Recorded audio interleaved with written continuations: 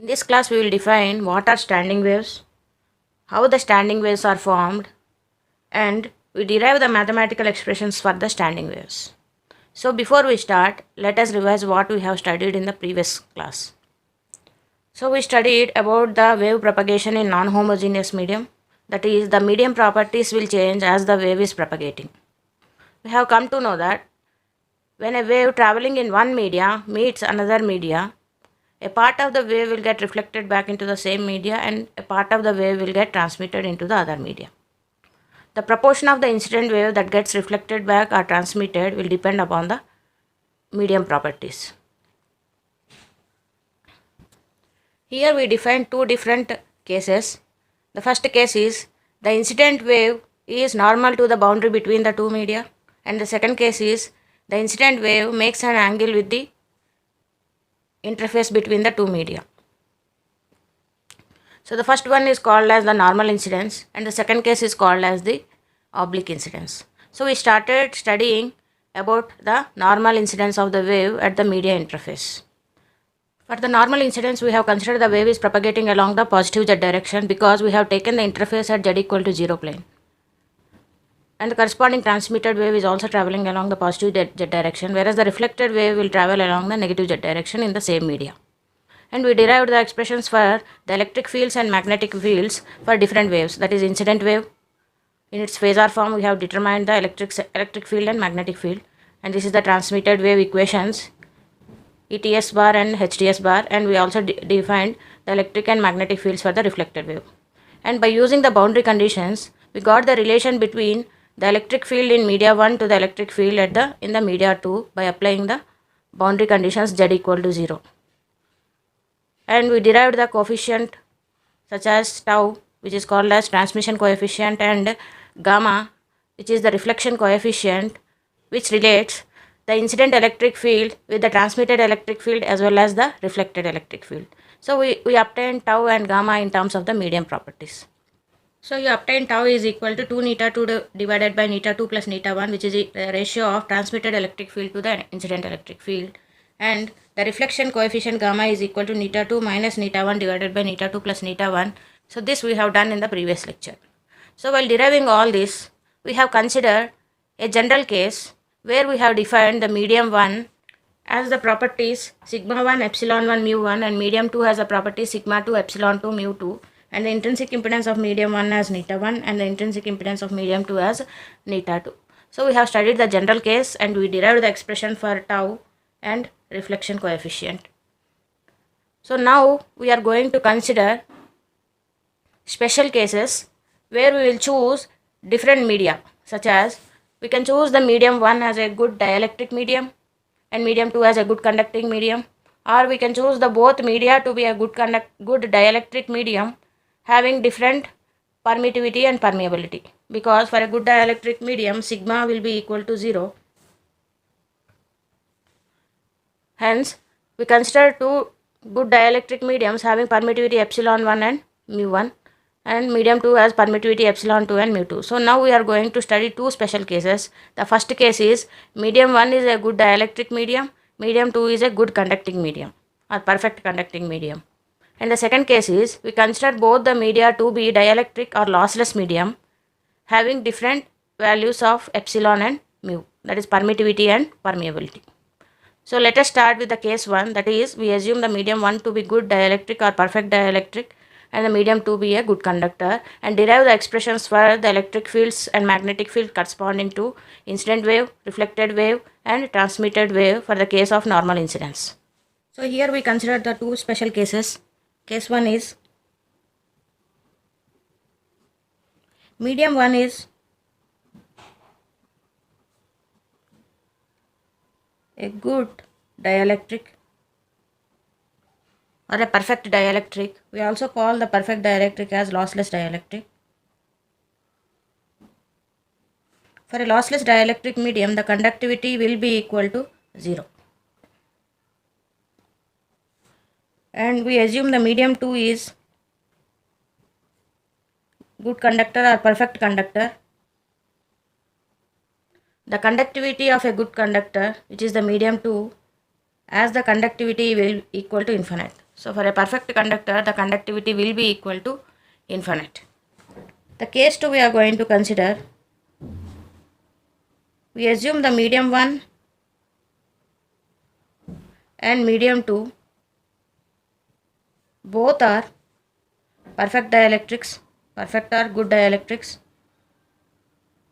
which are also called as lossless medium. So the conductivity for the medium 1 and medium 2 will be equal to 0. So for a perfect dielectric, the conductivity will be equal to 0, but both the mediums are different, means the corresponding permittivity and permeability will be different. For the medium 1, permeability will be mu1 and permittivity will be epsilon 1. For the medium 2, permeability will be mu2 and permittivity equal to epsilon 2. So now let us consider case 1.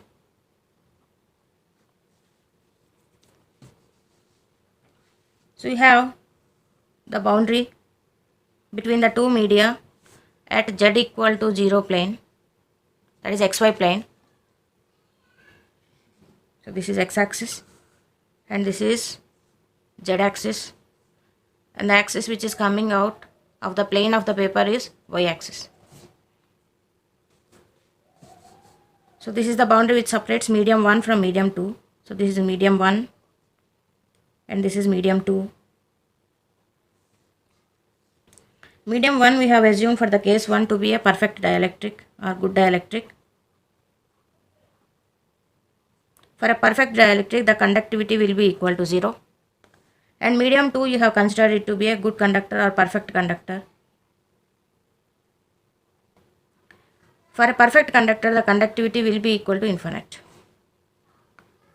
So we specially defined the mediums, medium 1 and medium 2. And now we will study the normal incidence of the wave between these two media. So since the boundary is a xy plane, the wave must be propagating along z direction so that it hits the boundary at an angle 90 degrees. So now we consider the incident wave is traveling along positive z direction. So this is the incident wave which is traveling along positive z direction. So in general, when it hits the boundary between the two media, some part of the wave will get transmitted into the other media and some part of the wave will get reflected back into the same media. So now using the reflection coefficient and transmission coefficient, let us determine how much part of the wave got transmitted and how much part of the wave got reflected back into the same medium. Now let us consider the transmission coefficient and reflection coefficient for these two media. So you have the transmission coefficient which relates the transmitted electric field intensity to the incident electric field intensity as 2 neta 2 minus neta 2 plus neta 1, where neta 2 is the intrinsic impedance of medium 2 and neta 1 is the intrinsic impedance of medium 1. And you have the corresponding reflection coefficient which relates the reflected electric field to the incident electric field as ER0 by EI0, which you got it as neta 2 minus neta 1 divided by neta 2 plus neta 1. This 2 we got for the general case where you didn't consider any special medium properties. So these are the general expressions for reflection coefficient and transmission coefficient. Now we define these values for the special case. Let us determine what is neta 1 for the medium 1. Since the medium 1 is a perfect dielectric, the intrinsic impedance of a perfect dielectric is equal to the ratio of mu1 by epsilon 1 and angle is 0 degrees. So since it is a perfect dielectric, let the permittivity of this medium be epsilon 1 and permeability of the medium be equal to epsilon 2. Similarly, for a perfect conductor, let epsilon 2 be the permittivity of the medium and mu 2 be the permeability of the medium. Then you got the intrinsic impedance of the lossless dielectric medium is equal to root over of mu1 by epsilon 1 angle 0 degrees, means it is a real number. Now let us calculate the intrinsic impedance of medium 2. Since the medium 2 is a perfect conductor, neta 2 is given by root over of omega mu by sigma. Since it is medium 2, we have to consider the permeability mu 2 and conductivity sigma 2. And angle is 45 degrees. For a good conductor, we defined the the intrinsic impedance neta 2 is equal to omega mu by sigma under root and angle is 45 degrees. Now for the medium 2, which is a perfect conductor, we have considered sigma 2 is equal to infinite. If you substitute sigma 2 equal to infinite, something divided by infinite means the answer will be equal to 0. So the neta 2 value is equal to 0. So this is for lossless dielectric, that is medium 1. This you obtained for good conductor, that is medium 2.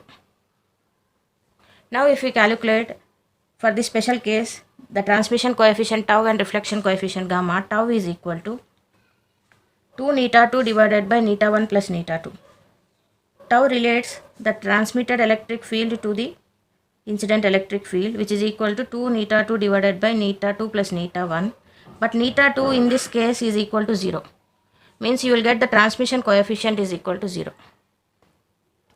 If the transmission coefficient is equal to 0 implies transmission coefficient is equal to Et naught divided by Ei naught, which is equal to 0, means Et naught is equal to 0. Means the total electric field that is transmitted into the medium 2 is equal to 0. If we calculate the corresponding magnetic field Ht naught is related to Et naught as Et naught divided by neta 2. Because the transmitted signal will exist in medium 2, hence you have to consider intrinsic impedance of medium 2. But Et naught is equal to 0 means Ht naught is also equal to 0. So the transmitted electric field in medium 2 is equal to 0 and the transmitted magnetic field in medium 2 is equal to 0. Means there does not exist any transmitted wave inside this medium. This implies that when a wave is meeting a different media, some part of the wave will get transmitted and some part of it will get reflected back. But in this case, the incident wave didn't got transmitted into the other medium. Means the complete incident wave must get reflected back into the same medium, because the medium you have considered is a perfect conductor. Perfect conductor does not allow the electromagnetic wave to pass through it. Hence you are not able to see any transmitted wave inside the medium 2. So whatever the energy is incident, the total will get reflected back into the same medium. So the total reflected wave will be equal to the total incident wave, because nothing is being transmitted into the medium 2.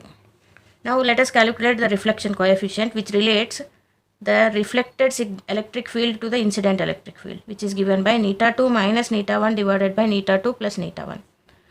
But neta 2 you got it as 0. So 0 minus neta 1 divided by 0 plus neta 1. Neta 1 has some finite value, but neta 2 is equal to 0. So then you will get minus neta 1 divided by plus neta 1 means you will get it as minus 1. So if gamma is equal to minus 1, which relates Er naught to Ei naught, from this you can define Er naught is equal to minus Ei naught. So the amplitude of the electric field which is reflected back is equal in magnitude with the incident electric field, but in opposite direction.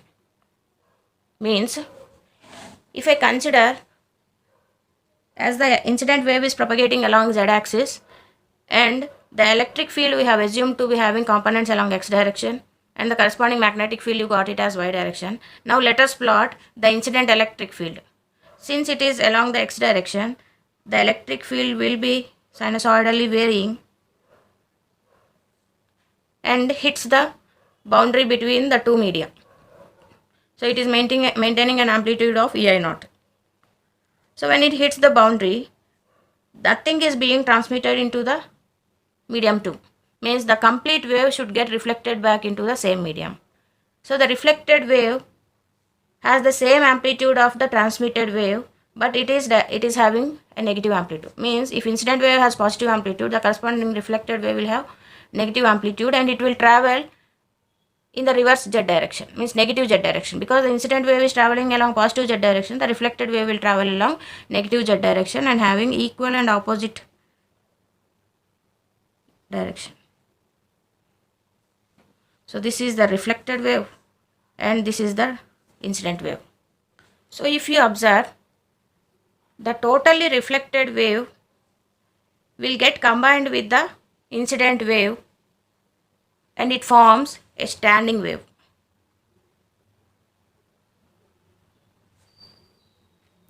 A standing wave is a wave which stands. It does not move. Means it does not travel. If you observe, a standing wave is formed by combining two traveling waves.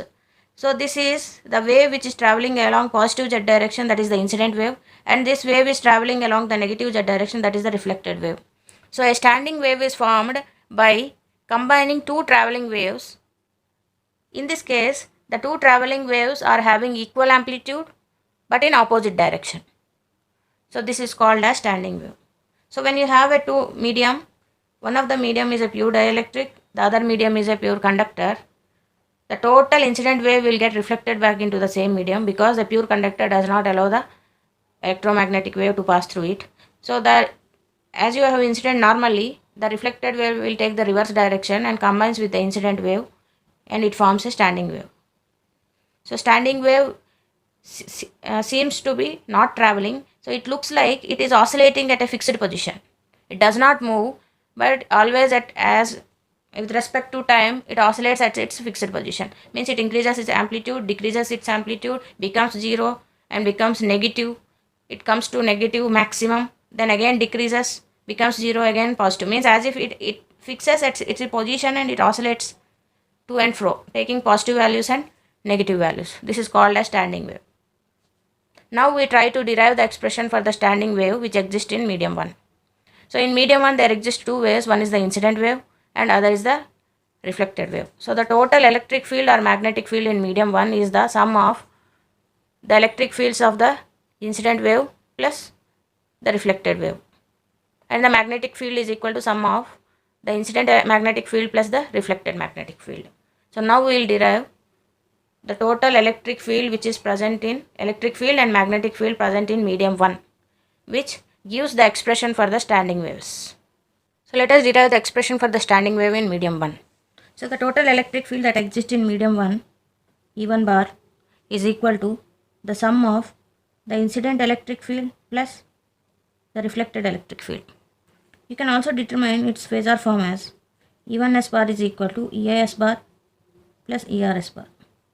We already defined the expression for the incident electric field in its phasor form as EI naught e power minus gamma z AX bar, and ERS bar is equal to ER naught e power plus gamma z into AY bar.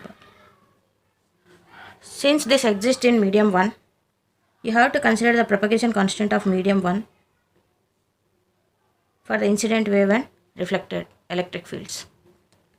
Gamma 1 is equal to sum of the attenuation constant plus J into phase constant beta 1. Since medium 1 is lossless dielectric medium which have conductivity sigma 1 is equal to 0, since it is a lossless dielectric medium whose conductivity sigma 1 equal to 0, we obtained the corresponding attenuation constant equal to 0. So if the attenuation constant is equal to 0, then the propagation constant gamma 1 will be equal to J into beta 1. Now you will get the expressions for EIS bar for incident electric field in medium 1 as EI naught e power minus J beta 1 Z AX bar, and ERS bar is equal to ER naught e power plus J beta 1 Z into AX bar. And also we have the relation between EI naught and ER naught from the reflection coefficient of this case as gamma 1 you got it, which is equal to the ratio of reflected electric field to incident electric field, you got it as minus 1. Then you defined ER naught is equal to minus EI naught. So in place of ER naught you can substitute minus EI naught. So you will have EIS bar is equal to EI naught e power minus J beta 1 Z AX bar, and ERS bar is equal to ER naught can be written as minus EI naught e power J beta 1 Z AX bar. Now you can define the total electric field in its phasor form present in medium 1 is equal to sum of the incident electric field plus the reflected electric field, means EI naught e power minus J beta 1 Z AX bar plus minus of ei naught e power plus j beta 1z ax bar. From this, if you take ei naught common, you will get it as e power minus j beta 1z minus e power j beta 1z ax bar. If you observe this expression, it is of the form e power j theta minus e power minus j theta. You already know e power j theta minus e power minus j theta divided by 2j is equal to sin theta. E power j theta minus e power minus j theta divided by 2j equal to sin theta. But here you have e power minus j theta minus e power j theta. So this can be written as minus 2j sin theta. In place of theta you have beta 1z. So you will get this as minus 2j sin of beta 1z.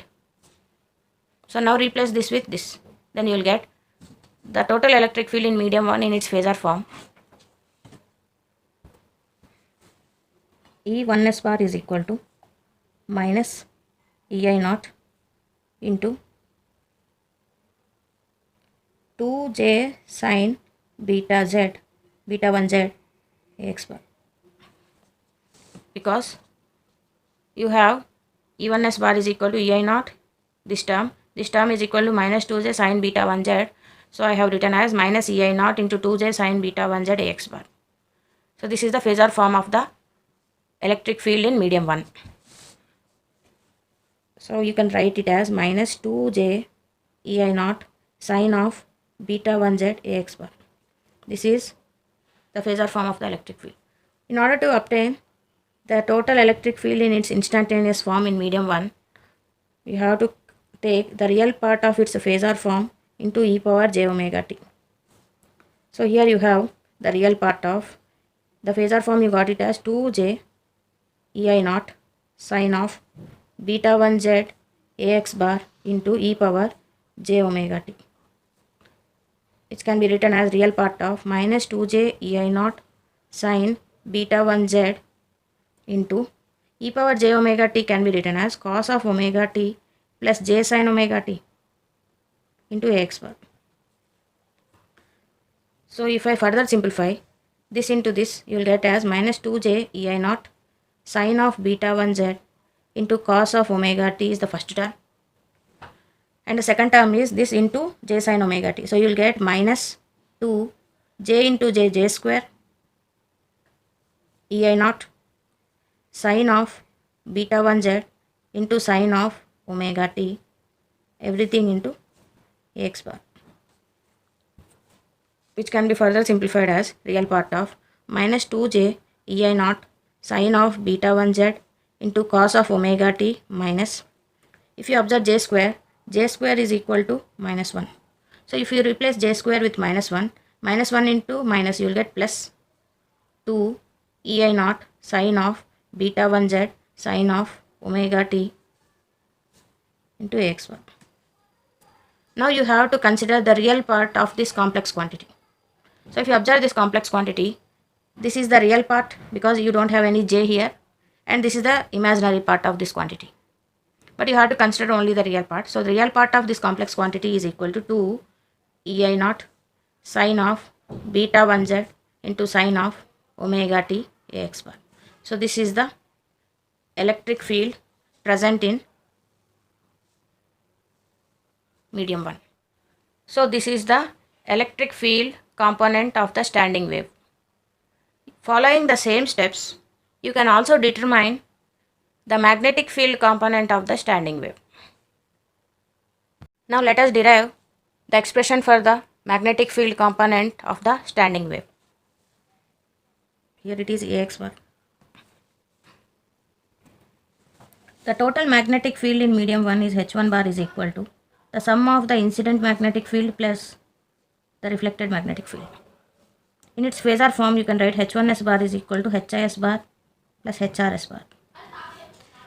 His bar is the phasor form of the incident magnetic field, which is equal to hi naught e power minus gamma 1z ay bar, which can be written in terms of ei naught as ei naught e power neta 1, ei naught divided by neta 1 e power Gamma 1 for the medium 1 is equal to j beta 1. So replace it with j beta 1 z a y bar. So this is the phasor form of the incident magnetic field. Similarly, the phasor form of the reflected magnetic field is equal to HR naught e power plus gamma 1 z into minus a y bar. Because the magnetic field for the reflected wave will be traveling along negative z direction. So you got it as e power plus j gamma z, and the component for the reflected wave is along negative y direction. So you can write HR naught in terms of ER naught as ER naught by neta 1 e power gamma 1 replaced with j beta 1 z into a y bar. You can put minus here. So the total magnetic field in medium 1 H1s bar is the sum of incident magnetic field plus reflected magnetic field. So EI naught by neta 1 e power minus j beta 1 z a y bar minus ER naught divided by neta 1 e power j beta 1 z a y bar. But you know the relation between the reflected electric field is equal to negative of minus of incident electric field. So you can replace ER naught with minus EI naught. So you will get H1s bar is equal to EI naught divided by neta 1 e power minus j beta 1 z a y bar. ER naught is equal to minus EI naught. If you substitute, you will get plus here plus EI naught divided by neta 1 e power plus j beta 1 z a y bar. You can take EI naught by neta 1 common. You will get e power minus j beta 1 z plus e power plus j beta 1 z a y bar. If you observe this term, it is of the form e power j theta plus e power minus j theta. You already know e power j theta by e power minus j theta divided by e power j theta plus e power minus j theta divided by 2 is equal to cos theta. Now in place of theta here we have beta 1 z. So you can write this expression as 2 cos beta 1 z. Let us substitute. So you will get the phasor form of the magnetic field in medium 1 as EI naught divided by neta 1. EI naught divided by neta 1. This term is equal to 2 cos beta 1 z. 2 cos beta 1 z into a y bar. So you can write this as 2 EI naught divided by neta 1 cos beta 1 z a y bar. So this is the phasor form of the total magnetic field in medium 1. Now let us determine its instantaneous form. H1 bar is equal to real part of its phasor form into e power j omega t. So real part of H1s bar is equal to 2 EI naught divided by neta 1 cos of beta 1 z a y bar into e power j omega t, which is equal to real part of 2 EI naught divided by neta 1 cos of beta 1 z e power j omega t is equal to cos omega t plus j sin omega t into a y bar. This can be split into 2 EI naught divided by neta 1 cos of beta 1 z into cos of omega t is the first term, and the second term you will get it as j into 2 EI naught divided by neta 1 cos of beta 1 z into sin of omega t into a y bar. Now you have to consider only the real part of this complex quantity. So the real part of this complex quantity is this one. So it does not have any j term. Here you have a j term. So this is the complex quantity and this is the real quantity. So the real part of this is equal to 2 EI naught divided by neta 1 cos of beta 1 z into cos of omega t into a y bar. So this is the total magnetic field component present in medium 1 for the standing wave. So we derived the expression for the electric field and magnetic field for the standing wave.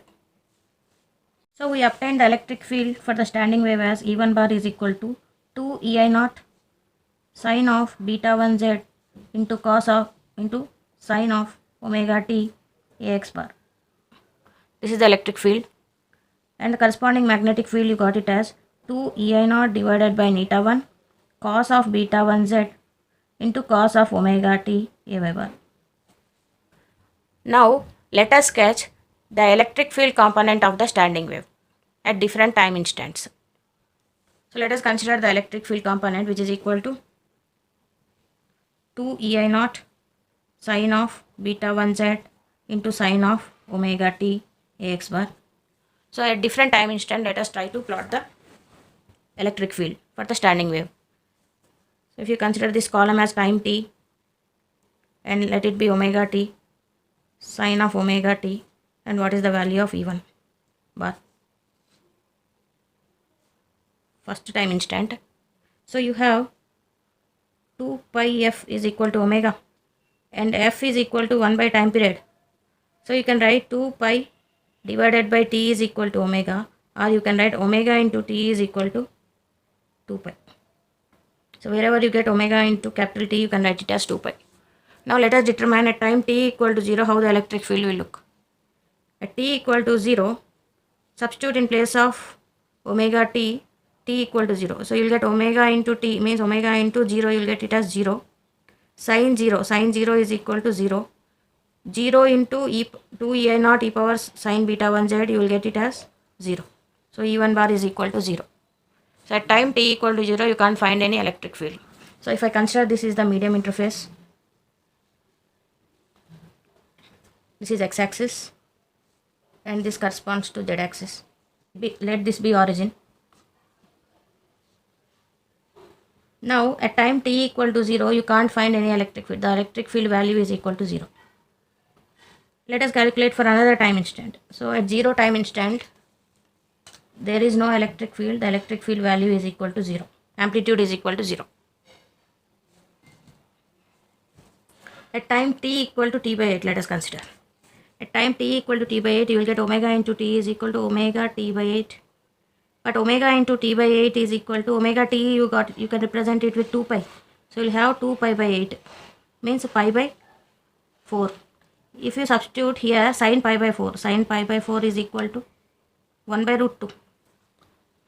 So E1 bar will be equal to 2 ei naught sin beta 1 z into sin omega t. Sin omega t is equal to, you got it as 1 by root 2. So this into 1 by root 2. So you will get it as root 2 ei naught sin of beta 1 z ax bar. So it is a sinusoidal signal varying along the z-axis, having components along x-axis, and amplitude is equal to root 2 ei naught. So the maximum value of the electric field can take is plus root 2 ei naught, and the minimum value is equal to minus 2 ei naught. So there exists a sinusoidal signal whose amplitude lies between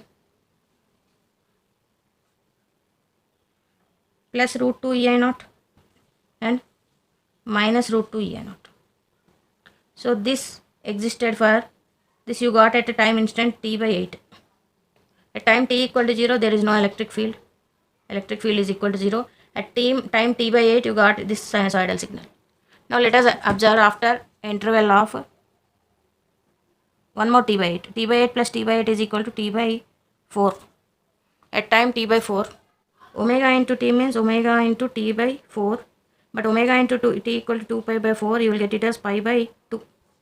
Sin pi by 2 is equal to, here you got sin pi by 4, here you will get sin pi by 2. Sin pi by 2 is equal to 1. So in place of sin omega t, you got 1. Substitute in this expression, you will get for E1, substitute in this expression sin omega t equal to 1. You will get the expression for E1 bar as 2 ei naught sin of beta 1 z ax bar. So again you got a sinusoidal signal, but now the amplitude is 2 ei naught, means more than this. So you will get the waveform as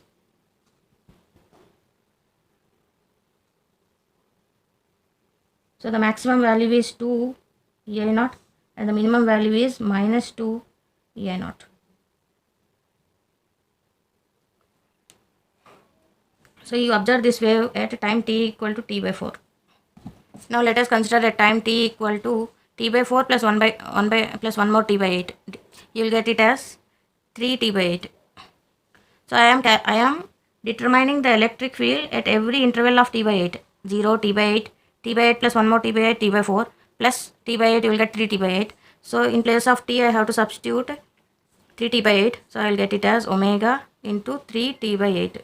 But omega into t is equal to 2 pi. 2 pi into 3 you will get as 6 pi divided by 8. So you will get it as 3 pi by 4. Means sine of 3 pi by 4, which is equal to sine 135 degrees, which is equal to 1 by root 2. So again you got sine omega t equal to 1 by 2 as of the case 2.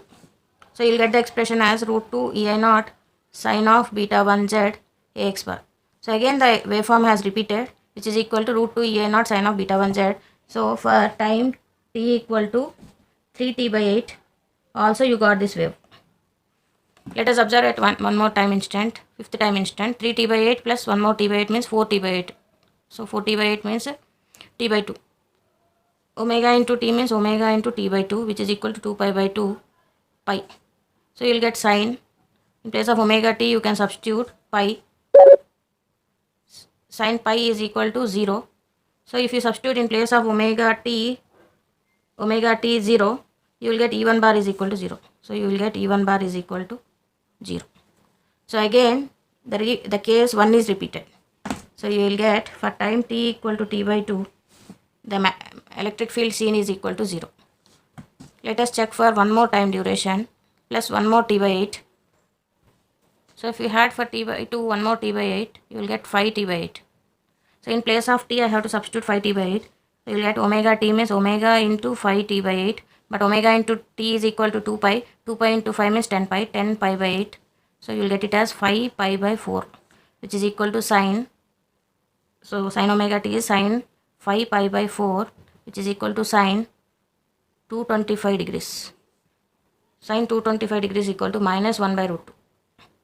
So in place of omega t, in the expression E1 bar, if you substitute minus 1 by root 2, you will get minus root 2 ei naught sine of beta 1z ax bar. So at time t equal to 5t by 8, you got a negative sinusoidal signal. Means first the negative cycle will occur, later the positive cycle will occur. So you got, as z increases, you will get the negative cycle first, then the positive cycle. So this amplitude lies between minus root 2 ei naught and plus root 2 ei naught. So you got this wave for time t equal to 5t by 8. One more case let us consider. Increase it by one more time, t by 8. 5t by 8 plus 1, t by 8, you will get 6t by 8. So omega into t, in place of t you have to write 6t by 8. Omega into t is 2 pi into 6, means 12 pi by 8. 12 pi by 8. So you will get it as 3 pi by 2. Sine of 3 pi by 2. So seventh case we have considered, we incremented sixth case by t by 8. So you will get 5t by 8 plus 1 more t by 8, 6t by 8. In place of small t, we have to substitute 6t by 8. So omega 6t by 8. Omega into t is equal to 2 pi. 2 pi into 6, 12 pi. 12 pi by 8 means 3 pi by 2. Sine 3 pi by 2 is equal to sine 270 degrees, which is equal to 1. So in place of sine omega t, you got 1. If you substitute 1 here, E1 bar is equal to, you will get minus 1. You will get E1 bar is equal to minus 2 ei naught sine of beta 1z ax bar. So if I plot minus sine of this, magnitude 2 ei naught, so you will get a sinusoidal signal, negative cycle first and positive cycle next. So if you observe the waveform for the electric field, at time t equal to 0, there is no electric field. At time t equal to t by 8, I have found this waveform. At time t equal to 2, I found this waveform having maximum amplitude 2 ei naught. And if I increase by a time factor of t by 8, again the amplitude got decreased. At time t by 2, it got 0, vanished, the electric field got vanished. Later, if I further increase the time, it has become negative. If I further increase at time t equal to 6t by 8, I got more negative value. Means the electric field amplitudes is being oscillated from 0 value to positive value and from positive again to 0 and 0 to negative. So it is like a wave which is fixed and it is oscillating. So we call this type of wave as standing wave. So this is the standing wave. The sketch of the standing wave corresponding to the electric field. Now we can conclude that the electromagnetic wave which is propagating in a lossless dielectric medium, when meets a pure conducting medium, the total reflection of the wave takes place. That is, there will be no transmitted wave in the medium 2. So the reflected wave will combine with the transmitted wave and forms a standing wave pattern. Means the wave that exists in medium 1 does not travel but will oscillate. So this is called as standing wave pattern. In the next class, we are going to study the second special case, that is, we consider both the mediums to be lossless dielectric mediums.